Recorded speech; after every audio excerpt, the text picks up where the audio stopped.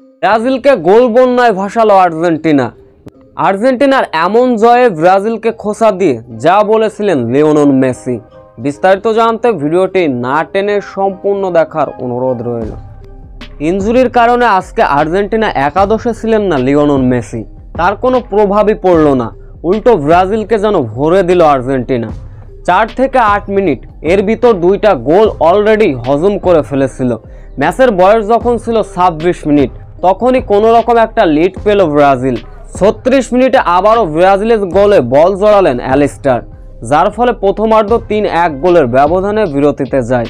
দ্বিতীয় অর্ধে এসেও চলে আক্রমণ আর পাল্টা আক্রমণ, তবে আর্জেন্টিনার থেকে পিছিয়ে ছিল ব্রাজিল। ম্যাচের বয়স তখন 71 মিনিট। ব্রাজিলের জালে বল জড়ালেন আর্জেন্টিনার ফুটবলাররা, যার ফলে পুরো ম্যাচটায় 4-1 গোলের ব্যবধানে ব্রাজিলকে হারালো আর্জেন্টিনা। এদিন ব্রাজিলের হারে খোঁচা দিলেন লিওনেল মেসি। তিনি বলেন, আজকের ম্যাচে আমি থাকতে পারলাম না। যদি আমি থাকতে পারতাম তাহলে আরও আক্রমণ বেশি চালাতে পারতো আর্জেন্টিনা। তবে কোনো বিষয় নয়, আর্জেন্টিনার এই দলকে শুভেচ্ছা জানিয়েছেন লিওনেল মেসি।